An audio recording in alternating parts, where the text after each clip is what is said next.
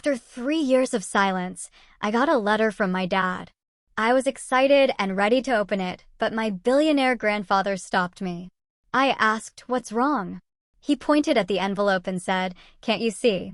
I looked closer, and what I saw completely shocked me. 3 years. 3 long, agonizing years of complete silence had taught me to stop hoping. My father was just gone. But then, last Tuesday, a single, familiar envelope tore open that old wound, promising a reunion I never thought possible.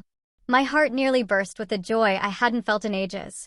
But when I called my billionaire grandfather, William, to share my trembling hope, his response sent a shiver down my spine that I still can't shake. He demanded to see it immediately.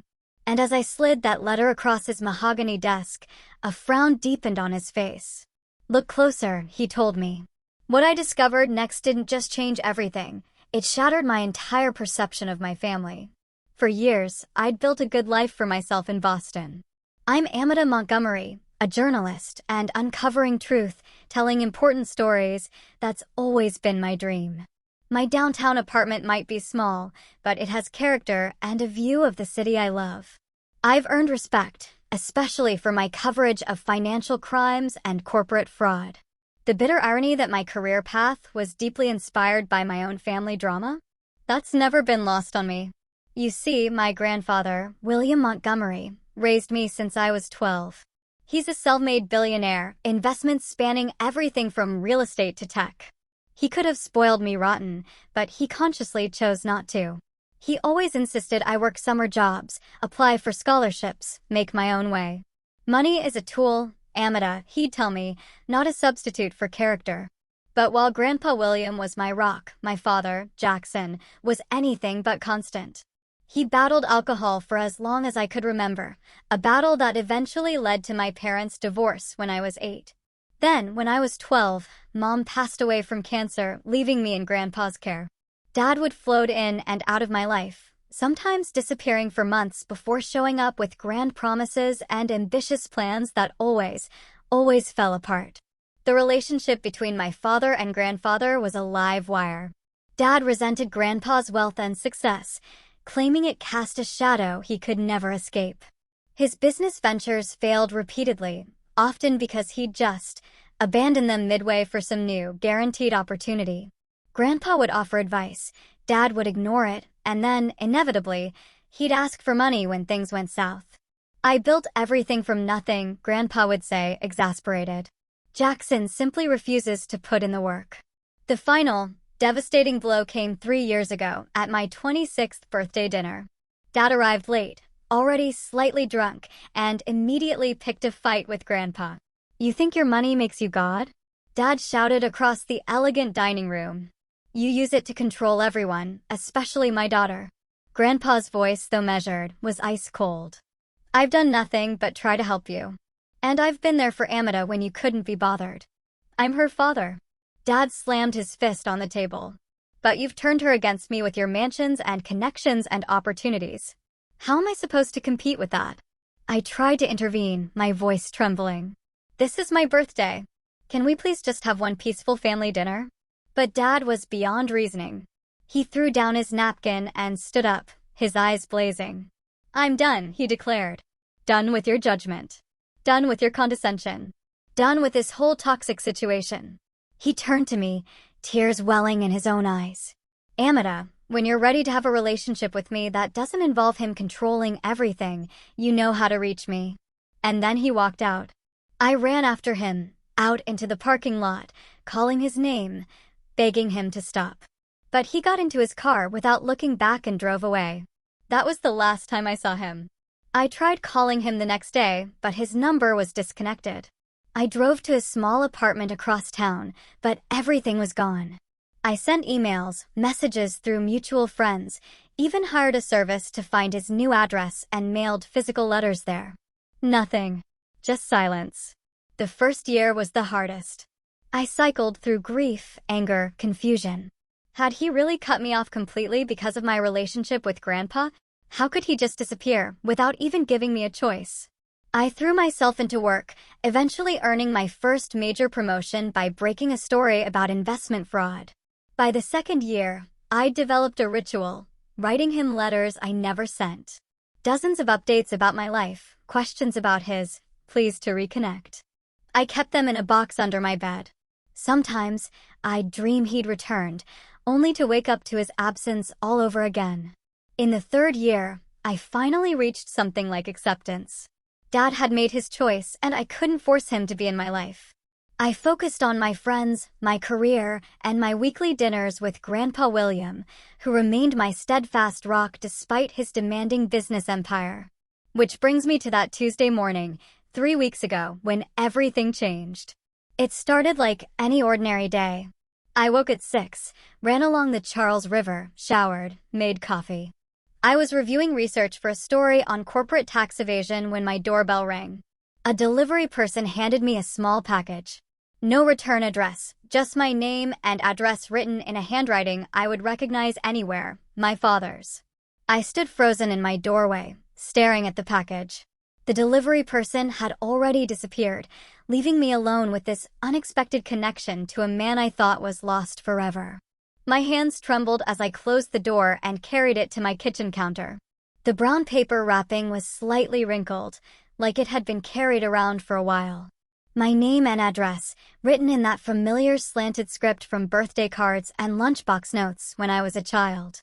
I ran my fingertip over the blue ink, feeling the slight indentation on the paper. For 3 minutes, I just stared, afraid that opening it might somehow break the fragile thread that had suddenly appeared between us. What could he possibly have to say after 3 years? Was he sick? Moving even further away?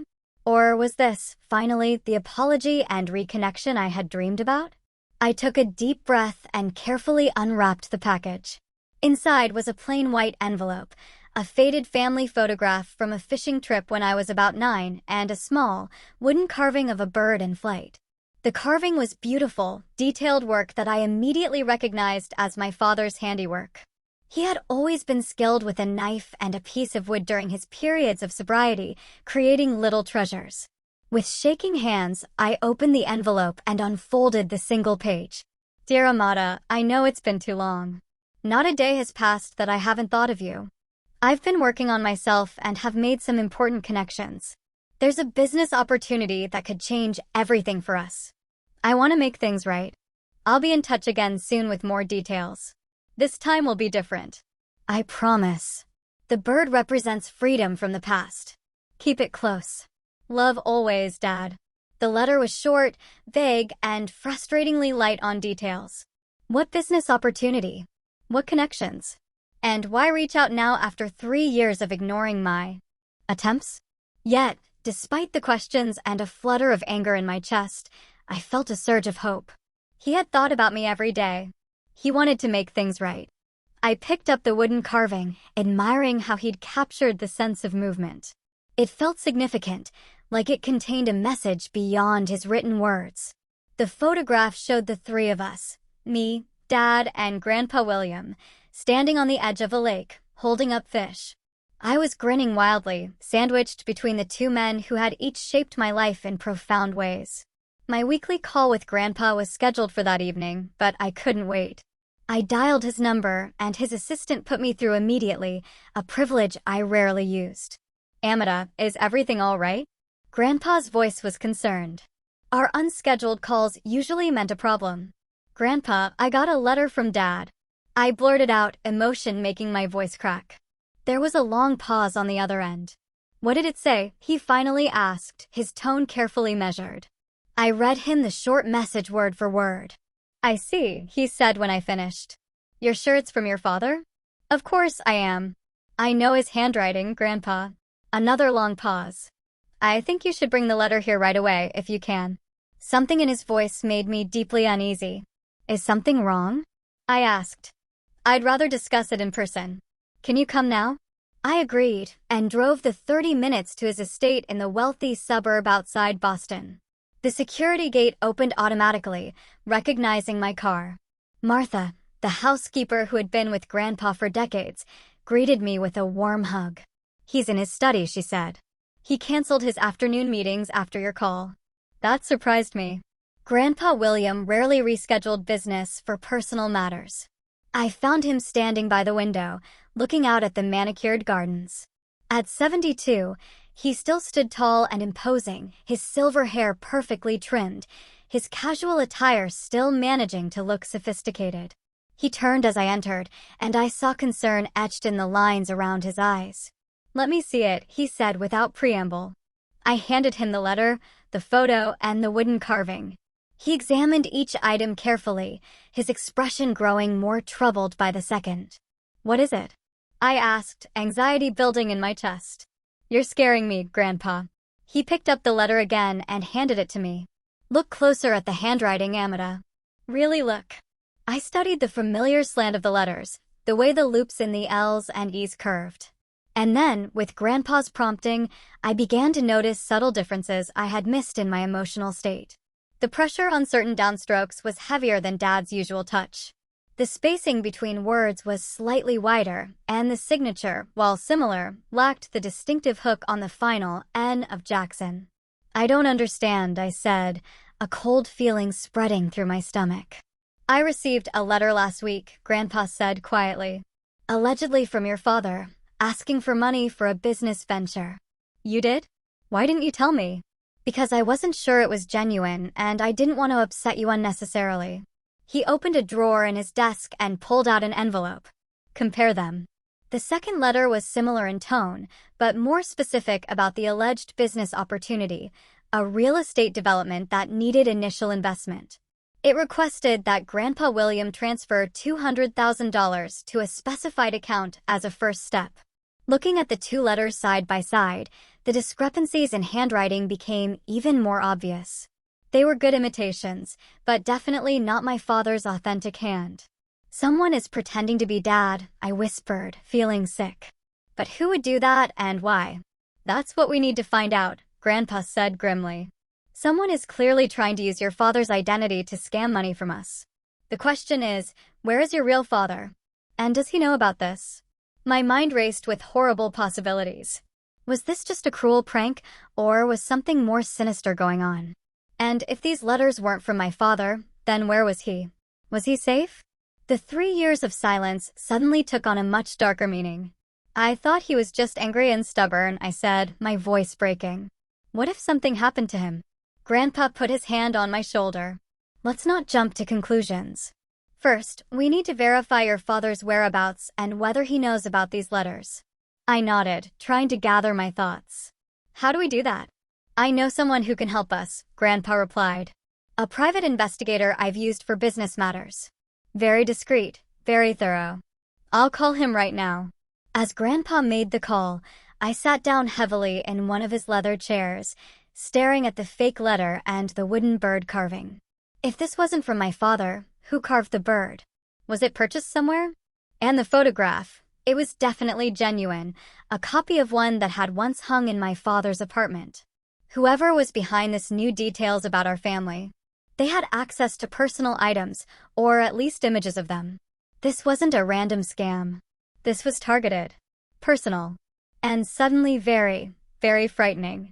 Thomas Keller, the private investigator, arrived at the estate within an hour. He wasn't what I expected, not the hard-boiled detective type from novels. Instead, he was a soft-spoken man in his 50s with kind eyes behind rimless glasses and a methodical way of speaking. He listened carefully as we explained the situation, taking detailed notes and examining both letters without touching them. "First thing we need to do is verify Mr. Jackson Montgomery's current whereabouts," he said, looking up from his notebook. "When was the last time you had confirmation of his location?" I explained about his disappearance 3 years ago and my failed attempts to contact him. "I did manage to find an address for him about 2 years ago," I added, "in Durango, Colorado. I sent letters there, but never got any response." Keller nodded. "That gives us a starting point.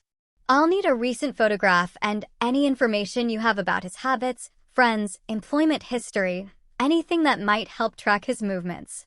Grandpa handed him a file he'd apparently prepared in advance. "This contains Jackson's social security number, date of birth, last known addresses, and photos from the last time we saw him." I raised an eyebrow at Grandpa's efficiency, but I wasn't really surprised. Preparation was second nature to him. One more thing, Keller said. Is there any reason someone would specifically target your family for a scam? Beyond the obvious financial motivation given Mr. Montgomery's wealth. Grandpa and I exchanged glances. I've made my share of business rivals over the decades, Grandpa admitted. And there have been threats before, though nothing recently. My job involves investigating financial crimes, I added. I've written exposés on several major corporations and individuals. It's possible this could be related to my work. Keller made notes of our suggestions. I'll look into all angles. For now, if any more communications arrive allegedly from Jackson, don't respond, but contact me immediately. The next 2 days crawled by. I tried to focus on my work, but found myself staring at my phone, jumping at every email notification. I kept the wooden bird on my desk, turning it over and over in my hands, searching for any clue it might contain. Keller called on the 3rd day. I've confirmed that the address in Durango was indeed where your father was living until recently, he reported. However, according to neighbors, he moved out approximately 3 weeks ago. Did they say where he went? I asked anxiously. No specific destination, but several neighbors mentioned he left with a business associate, an older man with glasses and a beard. They seemed to be in a hurry. Did this man have a name? The neighbors knew him only as Phil or Phillips. They said he had been visiting your father frequently in the weeks before they left. I relayed this information to Grandpa when we met for dinner that evening. Phillips, he repeated, frowning. That name doesn't ring any bells in connection to Jackson. Keller is checking if Dad left a forwarding address or if his mail is being held somewhere, I said, pushing my barely touched salmon around my plate. He's also looking into Dad's bank records and phone activity. Good, Grandpa nodded. We need to know if he's involved in the scheme or a victim of it. You think Dad might be behind the fake letters? I asked, hurt by the suggestion. Grandpa sighed. I don't want to believe it, Amanda. But we can't ignore the possibility. Your father has asked for money under false pretenses before. Not like this, I insisted. He wouldn't forge letters and use old family photos to manipulate me. Before Grandpa could respond, my phone rang. It was Keller again. I've found something interesting in your father's financial records, he said without preamble. For the past 2 years, his banking activity has been minimal and predictable. Small deposits from a carpentry business he apparently started in Durango. Regular withdrawals for rent and utilities. But beginning 6 weeks ago, there were several large deposits followed by equally large withdrawals. How large?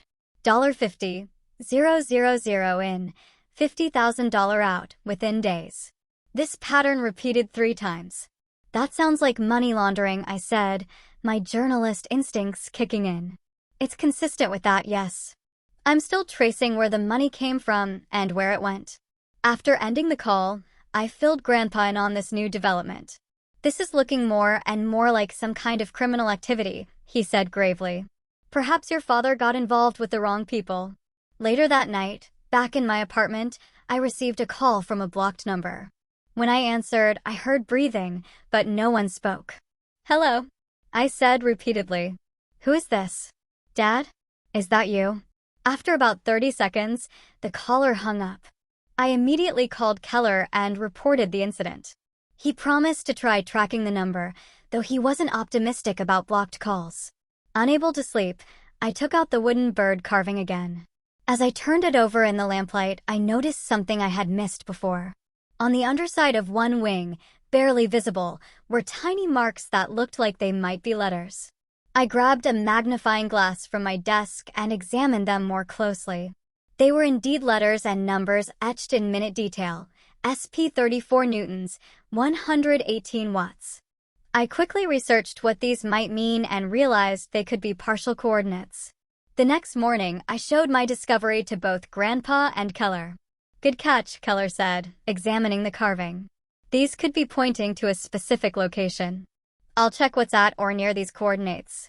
That afternoon, Keller called with another update. I've identified the man your father was seen with. His full name is Sean Phillips, and he has quite a record. Multiple fraud convictions, including investment scams targeting the elderly. He was released from prison 8 months ago. My heart sank. This didn't sound good for my father. Is he known for violent crimes?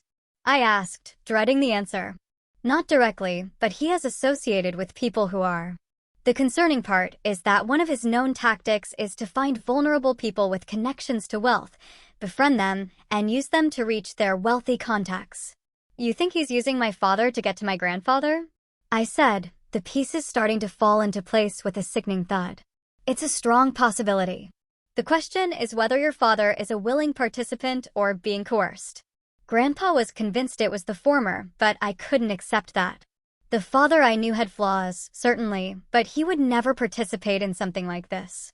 Despite all our problems, he wouldn't use me this way.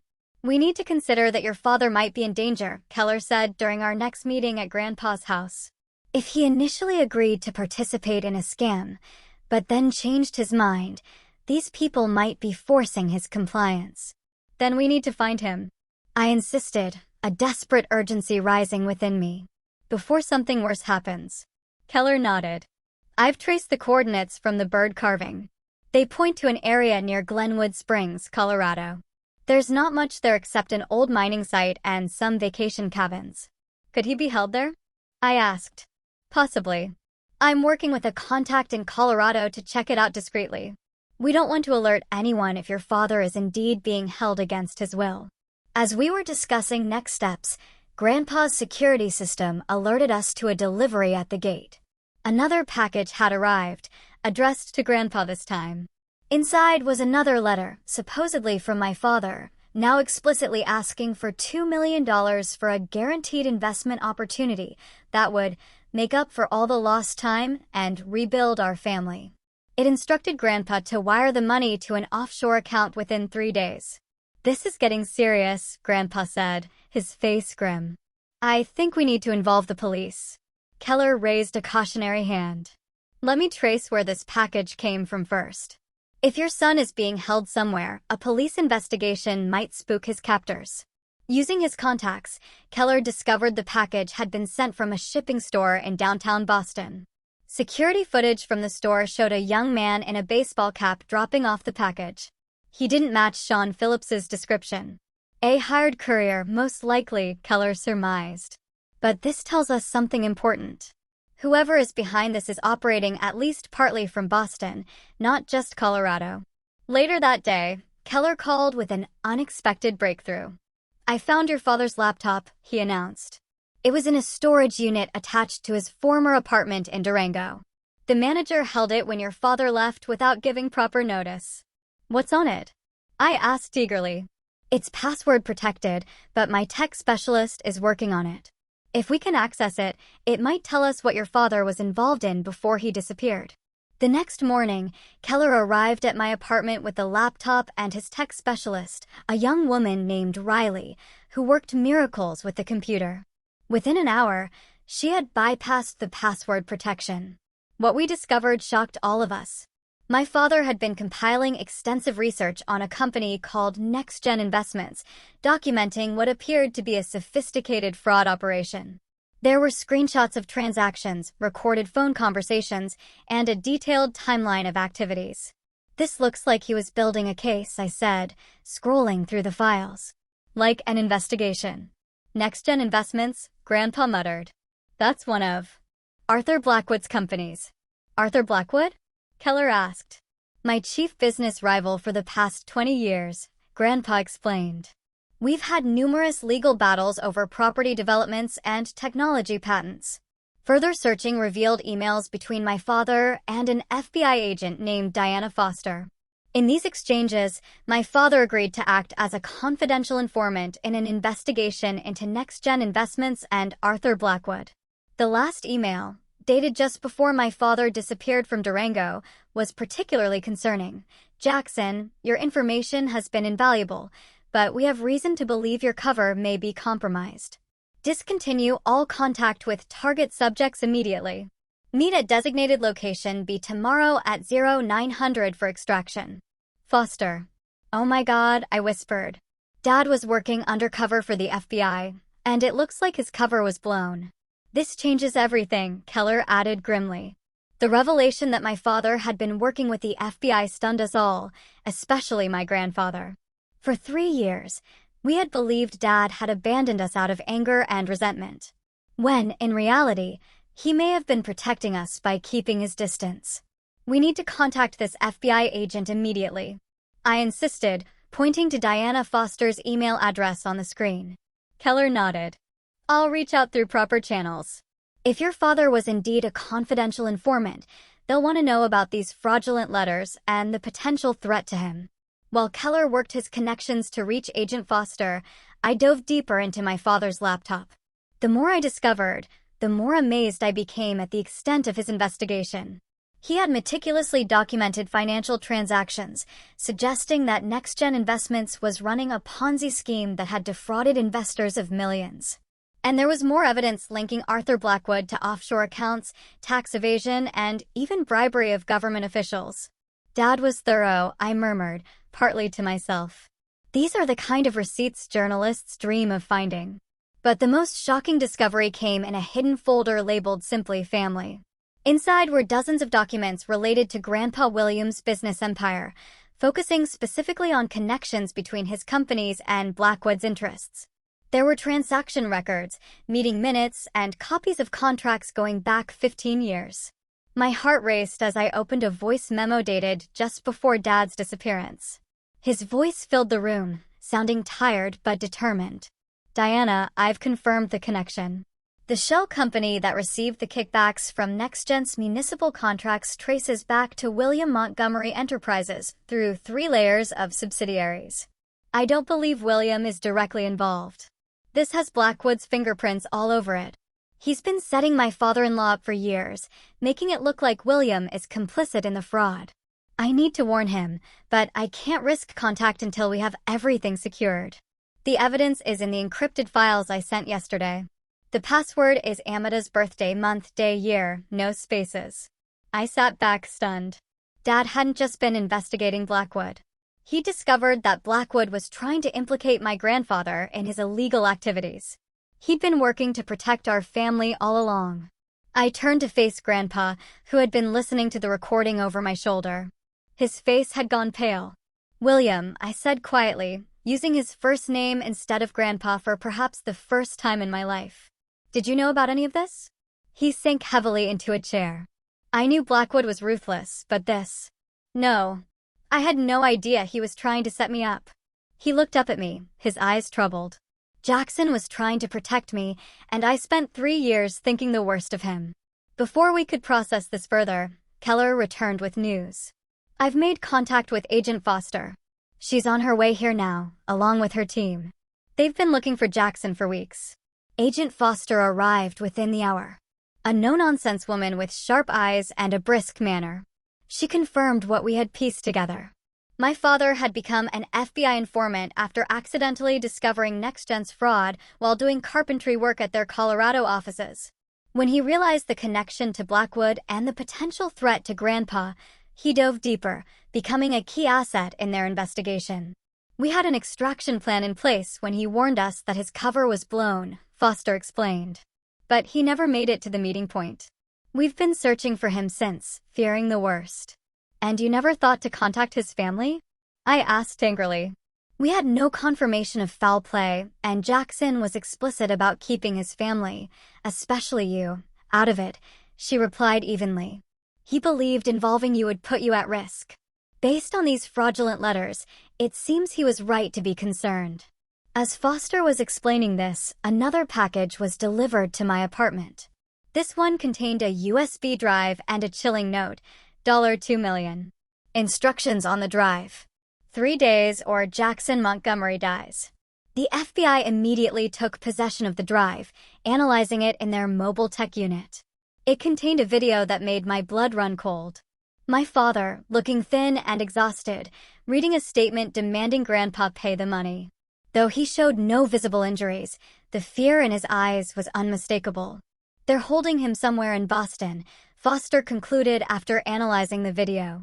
Background noise suggests an industrial area near water. We're working to identify the specific location. What about the money? Grandpa asked. I'll pay it immediately if it will bring him home safely. Foster shook her head. We strongly advise against that. Once they have the money, They have no incentive to keep Jackson alive. We need to locate him first. And if you can't? I challenged, my voice tight with fear. If 3 days pass and we find nothing, then we'll discuss contingency plans, she said firmly. But my team is good at what we do, and now that we know Blackwood is likely behind this, we have more angles to pursue. The FBI set up surveillance operations at both my apartment and Grandpa's estate. Agents were also deployed to monitor Blackwood's known associates in the Boston area. That night, as I tried and failed to sleep, my phone rang with an unknown number. I answered immediately, an FBI agent listening in on another line. Amanda Montgomery, a distorted voice asked. Yes, I replied, trying to keep my voice steady. We know the FBI is involved now. That changes the terms. $5 million, not 2, and you'll make the delivery personally. Alone. Or your father dies. I need proof he's still alive, I demanded. There was a pause. Then my father's voice came on the line, strained, desperate. Amanda, don't do what they ask. It's a trap. Blackwood is trying to. His voice was cut off by what sounded like a slap. The distorted voice returned. Tomorrow.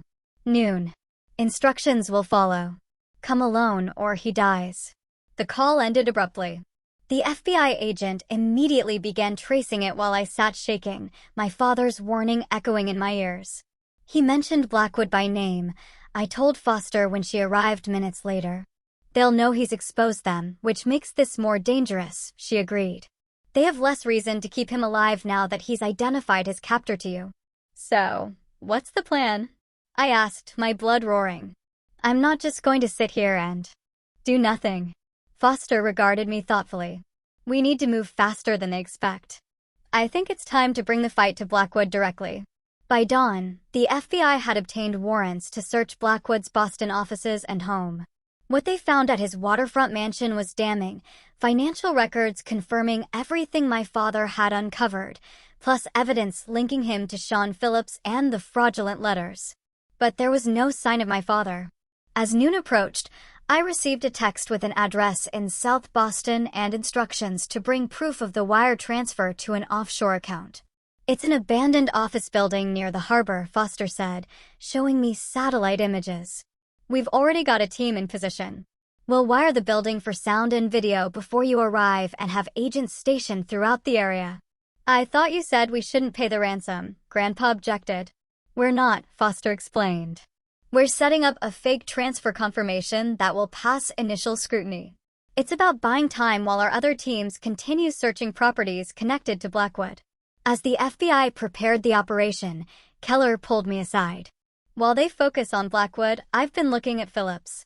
He owns a storage facility across town under another name.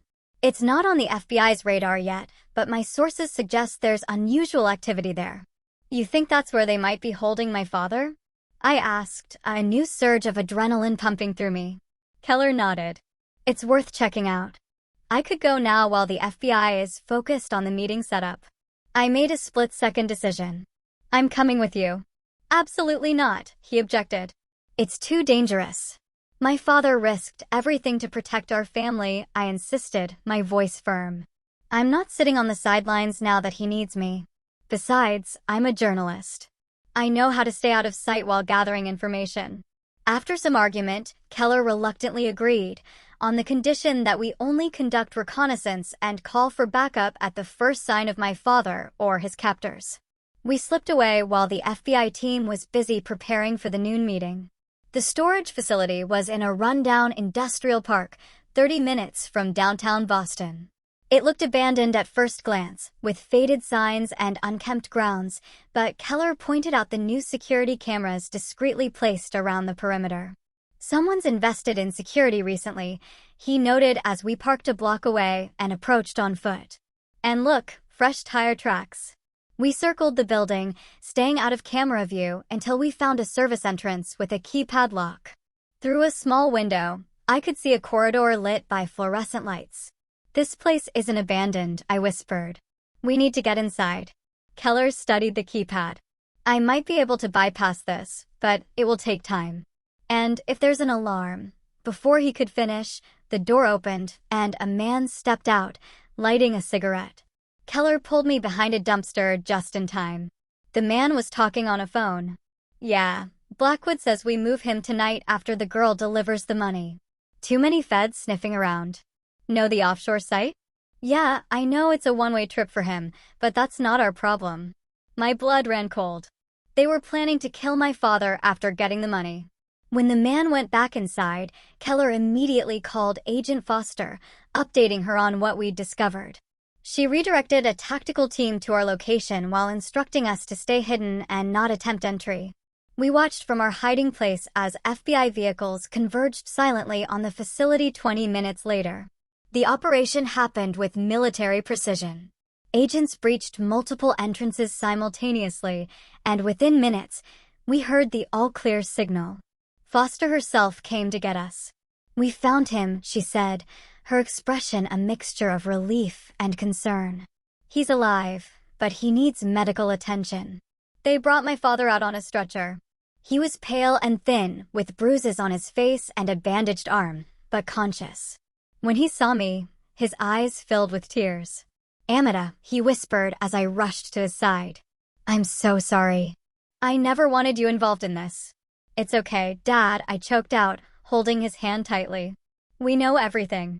You were protecting us. As the paramedics loaded him into an ambulance, he gripped my hand even tighter. William, he asked urgently. Is he safe?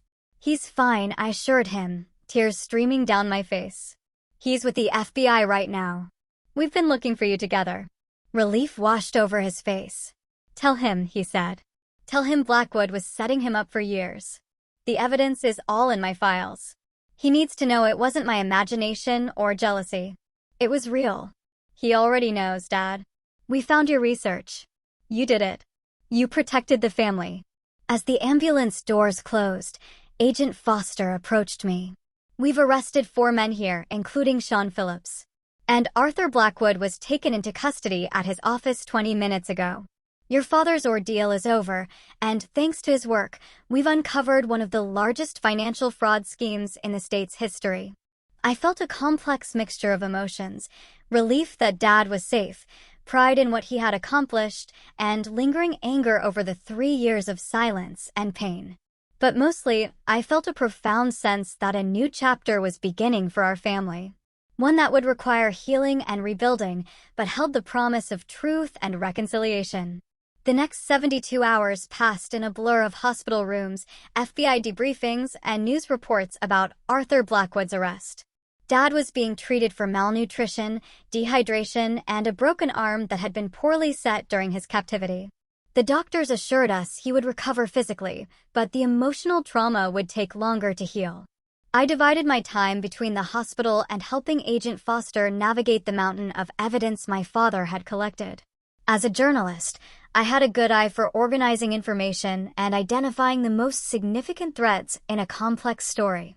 Your father was meticulous, Foster commented as we reviewed files together. He documented everything and created fail-safes to ensure the evidence would surface even if something happened to him. That sounds like Dad, I said with a sad smile. When he commits to something, he gives it everything. Foster gave me a thoughtful look. You know, we offered him witness protection at the beginning of the investigation. He refused. Said he needed to stay connected to the real world to be effective and to keep an eye on us from a distance. I realized then, even when we thought he had abandoned us, he was watching over us. While Dad recovered in the hospital, Grandpa and I had several intense conversations about what would happen next. The FBI had advised us that though Blackwood and his immediate accomplices were in custody, there might be associates still at large who could pose a threat. They want to put us in protective custody until the trial, Grandpa explained during one of our late-night coffees in the hospital waiting room. Move us to a safe location, provide security. I shook my head firmly. I'm not hiding. Dad spent 3 years sacrificing his relationship with us to build this case. If we run and hide now, what was it all for? It's not about hiding, Amanda. It's about being sensible. No, it's about taking control of the situation, I insisted. These people operated by keeping us in the dark, manipulating us through fear and uncertainty. I'm done with that. I outlined my alternative plan. Instead of passive protection, we would set a trap for any remaining threats. Using my journalism contacts, I would plant a story about new evidence in the Blackwood case being held in a secure location. Then, with the FBI's help, we would monitor who came looking for it. It's too risky, Grandpa objected. Let the professionals handle this. The professionals have been working this case for 3 years and still didn't prevent Dad from being kidnapped, I pointed out, perhaps a little too sharply. Besides, I'm not suggesting we do this alone. We'll work with Foster's team every step of the way. After much debate, and to my surprise, Foster actually supported my plan, with modifications. She recognized the value of proactive measures and appreciated that my media connections could create a convincing story that would flush out any remaining conspirators. But you will follow our protocols exactly, she insisted during our planning meeting. No improvising. No journalist heroics. I agreed, though I crossed my fingers mentally about the no improvising part. My experience as an investigative reporter had taught me that some situations required quick thinking and adaptation.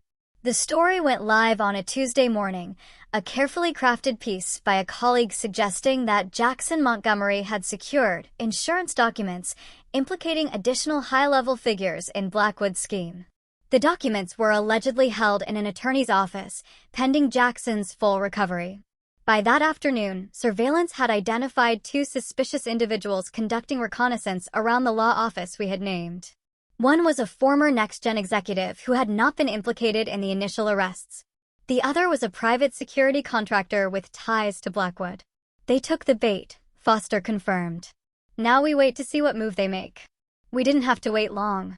That night, monitoring devices placed in the law office recorded an attempted break-in. FBI agents arrested both men we had identified, plus a third accomplice who had served as their driver. Under questioning, the former executive revealed that there was a contingency plan in case Blackwood was arrested. A second operation, run by Blackwood's silent partner, was prepared to eliminate witnesses and destroy evidence, with my father at the top of the target list, followed by Grandpa and me. Who is this partner? Foster demanded during the interrogation, which I watched via closed-circuit television. The man shook his head. I don't know.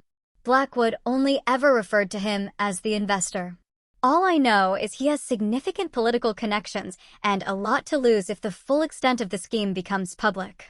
This revelation added urgency to our situation. If a powerful, unknown figure was orchestrating cleanup operations, none of us was safe yet. Dad was released from the hospital the next day. Still weak, but insistent on being part of the solution. He moved into Grandpa's estate, where security had been significantly enhanced. Seeing the two of them together in the same room, awkwardly attempting to rebuild their relationship while both worried about our safety, would have been almost comical under different circumstances. We need to draw out this investor, Dad said during a strategy session in Grandpa's study. He's the key to ending this for good. How do you propose we do that? Grandpa asked. Though still reserved with Dad, he had developed a new respect for his son's strategic thinking during this crisis. Dad turned to me. We use Amida's original plan, but bigger.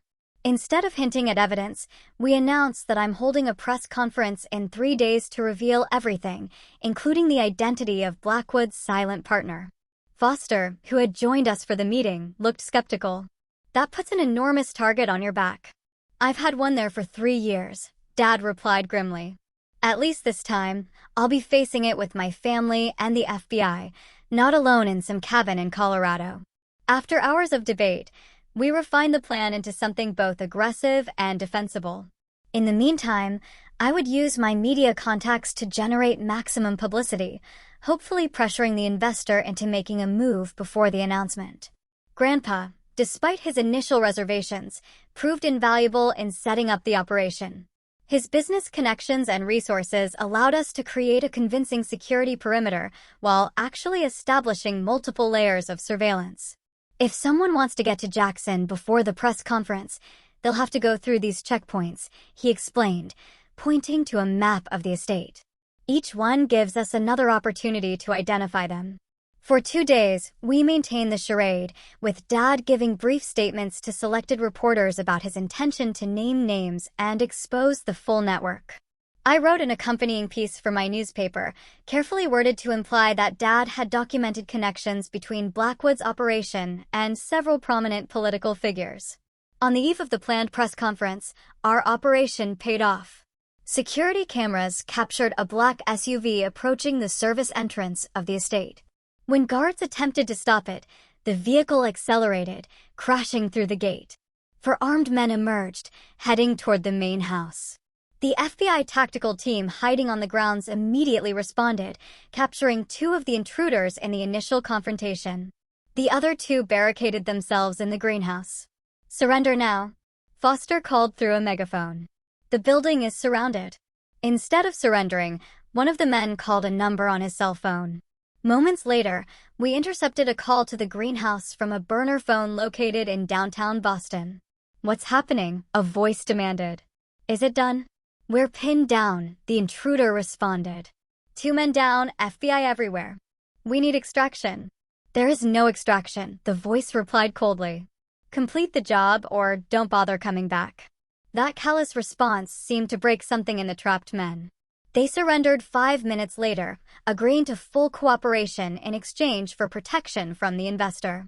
The leader of the group, a former military contractor named Marcus Reed, provided the final piece of the puzzle. The investor was Gerald Winters, a state senator who had used his political influence to facilitate Blackwood's fraudulent investments and received millions in kickbacks. With this information, the FBI obtained warrants for Winters' arrest and the seizure of his financial records. By morning, the senator was in custody, and the press conference had transformed from a trap into an actual announcement of the successful conclusion of the case. Standing beside my father as he addressed the media, I felt an overwhelming sense of pride. Despite everything he had endured, he spoke with dignity and clarity, explaining his role in the investigation without seeking glory or placing blame. When asked about the 3 years he spent away from his family, he simply said, "I did what I thought was necessary to protect the people I love. The cost was high, but I would pay it again." Afterward, as we walked back to the car together, I slipped my hand into his, something I hadn't done since I was a little girl. "You did it, Dad," I said softly. "It's really over." He squeezed my hand, his eyes glistening. "Not over," he corrected gently. "Just beginning. The hard part comes next. Rebuilding what was broken." Looking ahead, I saw Grandpa waiting for us beside the car, his expression a complex mixture of emotions. The road to healing our family would indeed be challenging, but for the first time in years, I believed we would travel it together. The days following the arrest of Senator Winters and the dismantling of the entire fraud network should have been purely celebratory. The FBI praised Dad's courage and persistence. The media hailed him as a citizen hero. And Grandpa's business reputation was not only preserved, but enhanced by his cooperation in the final sting operation. Yet, inside our family, the atmosphere remained tense and awkward. 3 years of silence had created wounds that acknowledgement of good intentions couldn't immediately heal. Dad moved from the hospital into Grandpa's guest house, rather than returning to my apartment as I had initially offered. The physical distance mirrored the emotional gap that still existed between us. Our first family dinner together was painfully stilted. We sat around Grandpa's formal dining table, 3 people connected by blood and shared trauma, but struggling to find common conversational ground. "The doctors say I should regain full use of my arm in a few months," Dad offered, breaking one of many uncomfortable silences. Grandpa nodded stiffly. "I've arranged for the best physical therapist in Boston to work with you." "Thank you, William. That's very generous." More silence, broken only by the sound of silverware against plates. "How much do you remember?" I finally asked. "From your time in captivity?" Dad's fork paused midway to his mouth. "Most of it." They wanted information about what evidence I had gathered and who I had shared it with. When I wouldn't tell them, they tried. He trailed off, then continued more firmly. They tried various methods of persuasion. I reached across the table and touched his hand. "I'm sorry you went through that alone." I wasn't alone. Not really, he replied, meeting my eyes.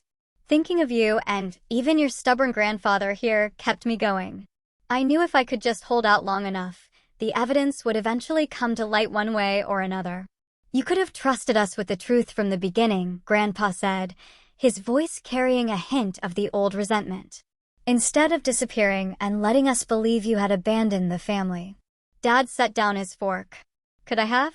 Blackwood had infiltrated your company, William. He had people watching Amada. If I had stayed in contact, it would have led them straight to the evidence and put you both at risk. So, you made that decision for all of us? Grandpa countered. Without discussion. Without consent. Yes, I did, Dad acknowledged. And I would do it again to protect you both. I'm not asking for gratitude, but I had hoped for some understanding. The tension in the room became unbearable.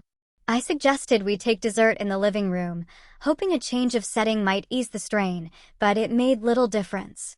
By 9 o'clock, Dad excused himself, saying the doctors had advised him to rest frequently.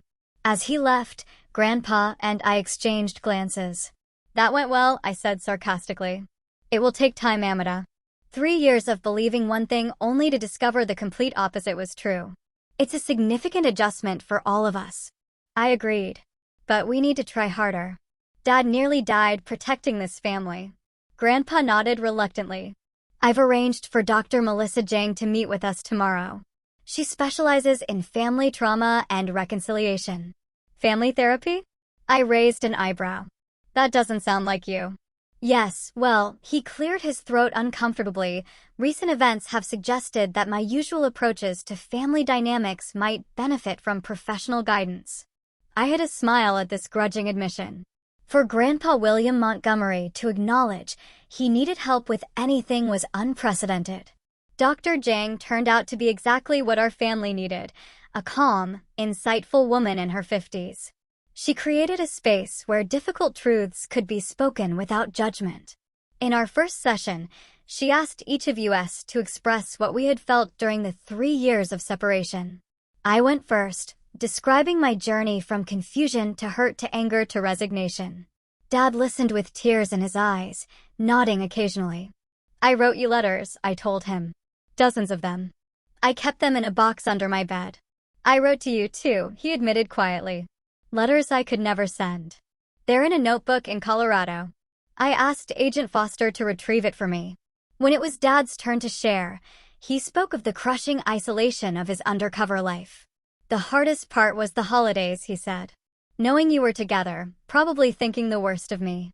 I nearly broke cover so many times just to let you know I hadn't abandoned you by choice. Grandpa went last, and his sharing surprised me the most. Beneath his stoic exterior, he had been deeply hurt by what he perceived as his son's rejection. I blamed myself, he confessed. I thought I had pushed you away with my controlling tendencies, my inability to show proper appreciation for who you are rather than who I wanted you to be. Dad looked stunned. I had no idea you felt that way. I always thought you were disappointed in me. I was frequently frustrated, Grandpa clarified, but never disappointed in who you are, Jackson. Only in the choices you sometimes made. Like disappearing for 3 years? Dad asked with a hint of his old defiance. No. Grandpa surprised us by saying, that choice, now that I understand, it was perhaps the most selfless thing you've ever done. I'm still angry about how it was executed, but I cannot fault your motivation. That first session broke the ice, but the real work of reconciliation happened in the weeks that followed. Dad gradually revealed more details about his investigation, how he had accidentally discovered discrepancies in NextGen's accounts while installing cabinets in their office, how he had initially tried to report it through proper channels, but found himself blocked at every turn, and finally, how he had connected it all to Blackwood's vendetta against Grandpa. He was obsessed with destroying you, Dad explained during one of our now regular family dinners. It wasn't just business rivalry. He blamed you for his brother's suicide 20 years ago. Robert Blackwood. Grandpa frowned. He was my partner in my first real estate venture. He embezzled funds and got caught. I had nothing to do with what happened afterward. In Arthur's mind, you drove his brother to it by exposing the embezzlement, Dad explained. The entire fraud scheme was partly about money, but mostly about revenge. He wanted to destroy your reputation and see you prosecuted, not just bankrupted. As Dad's physical strength returned, Grandpa surprised us both by offering him a position overseeing the Montgomery Family Foundation, the charitable arm of his business empire. "You've proven you have integrity and investigative skills," Grandpa said gruffly. "The foundation needs someone who can ensure donations go where they're supposed to and have real impact." Dad was hesitant at first. "Working together hasn't exactly gone well for us in the past, William." "True," Grandpa acknowledged, "but perhaps we've both learned something from recent events." "I know I have." Dad promised to consider it, which itself represented enormous progress in their relationship. Not every day brought healing. We still had arguments and misunderstandings. During our first attempt at celebrating Thanksgiving together, Dad and Grandpa fell into an old pattern of sniping at each other over dinner, culminating in Dad storming out before dessert was served. I found him sitting on a bench in Grandpa's garden, staring up at the stars. "Some things never change," I said, sitting beside him. "Some things shouldn't," he replied. "Your grandfather is still the most stubborn man I've ever met." He paused, then added, "Wonder where I get it from." I nudged his shoulder gently. "You're not exactly flexible yourself." Dad laughed softly. "Fair point." We sat in comfortable silence for a few minutes before I gathered courage to ask the question that had been bothering me. "Dad, why didn't you find some way to let me know you were okay? Even just a signal that you hadn't really abandoned us?" He was quiet for so long, I thought he might not answer. Finally, he said, "That was my greatest mistake. I convinced myself that any contact was too risky, that the people watching me would use it to get to you. But looking back, I think part of me was afraid." "Afraid of what?" "That you wouldn't believe me. That you'd choose your grandfather's interpretation over mine. Or worse, that you'd insist on helping and put yourself in danger." He turned to look at me directly. "I underestimated you, Amanda. I saw you as my little girl who needed protection, not as the strong, capable woman you've become. I'm sorry for that." His words unlocked something in me. A tight knot of hurt I hadn't fully acknowledged. I began to cry. Really cry, for the first time since this whole ordeal began. "I missed you so much," I managed between sobs. "I thought I hadn't been enough for you to stay." Dad pulled me into a hug, his own tears falling into my hair. "You were everything, Amanda. You were the reason I had to see this through, no matter the cost." I just didn't realize how high that cost would be for both of us. When we finally returned to the house, Grandpa was waiting in the kitchen, awkwardly putting together plates of pumpkin pie. "I thought we might start dessert over," he offered. Perhaps with less discussion of politics this time, Dad smiled tentatively. "I'd like that, William." It was a small moment, but it felt like a turning point. Not a magical resolution to all our problems, but a genuine willingness to keep trying despite the difficulties for our family. And that was no small victory. 6 months passed, bringing us to today. The spring sunshine streams through the windows of Grandpa's estate as I sit in the garden, reflecting on how dramatically our lives have changed since that letter arrived on my doorstep last fall. Dad has fully recovered physically, though he still sometimes wakes with nightmares that send him pacing through the guest house until dawn. He accepted Grandpa's offer to run the Montgomery Family Foundation, bringing a new level of transparency and purpose to its operations.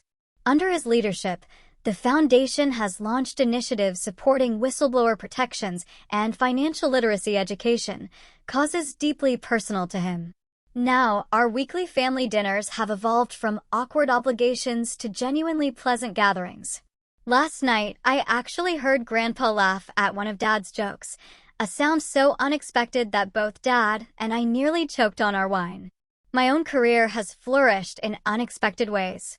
With Dad's permission, I wrote a series of articles about the Blackwood fraud case, changing names and certain details to protect the ongoing legal proceedings. The series won a prestigious journalism award and has led to job offers from national publications. Though I've decided to stay in Boston for now, my family is here, finally whole again, and I'm not ready to create another separation. The legal aftermath continues to unfold. Arthur Blackwood and Senator Winters are awaiting trial, along with a dozen associates. The evidence Dad gathered has proven invaluable to the prosecution, though he has mixed feelings about testifying. "I don't want to be defined by this case forever," he told me recently. "At some point, we all need to move forward." Moving forward has meant establishing new boundaries and communication patterns in our family. Dad and Grandpa still disagree frequently, but they've learned to express their differences without the old pattern of Dad exploding and Grandpa freezing him out. They've found common ground in their shared commitment to protecting our family and, surprisingly, in their business instincts. Despite their different approaches, they both have a keen eye for opportunity and impact. For Dad, making amends has been a daily practice rather than a single grand gesture. He shows up consistently, calls when he says he will, and makes himself available whenever I need him. The wooden bird carving that came with that first fake letter sits on my desk now. A reminder that messages and intentions can be falsified, but actions reveal truth over time. Grandpa, too, has changed. His brush with potential ruin and the revelation of his son's sacrifice have softened some of his harder edges. He's still demanding and occasionally imperious, but he's learning to express appreciation more freely and to acknowledge when others have valid perspectives different from his own. As for me, I've had to re-examine many of my assumptions about both men in my life. I had cast my grandfather as the controlling villain and my father as the victim in our family drama for so long that adjusting to a more nuanced reality has been challenging. Both men are flawed. Both have made serious mistakes, and both have shown remarkable courage and love in their own ways. This afternoon, Dad is teaching me how to carve wood in the garden workshop. It's something he tried to interest me in when I was younger, but I never had the patience for it. Now, watching his hands skillfully shape the cedar block into a delicate form, I appreciate the meditative focus it requires. "You have to feel the grain of the wood," he explains, guiding my hands. "Work with it, not against it.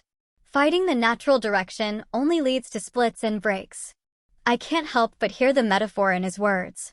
Our family had spent years working against our natural grain, fighting the connections that bound us together, even when separated by silence and misunderstanding. "I think I understand now why you find this so calming," I tell him, carefully shaving a thin curl of wood away from the emerging shape. "It forces you to be present, to pay attention to what's actually there instead of what you think should be there." Dad smiles. "That's exactly it. Took me years to learn that lesson, both in woodworking and in life." Later, as we show Grandpa our admittedly amateur creations over dinner, I realize how precious this ordinary moment is.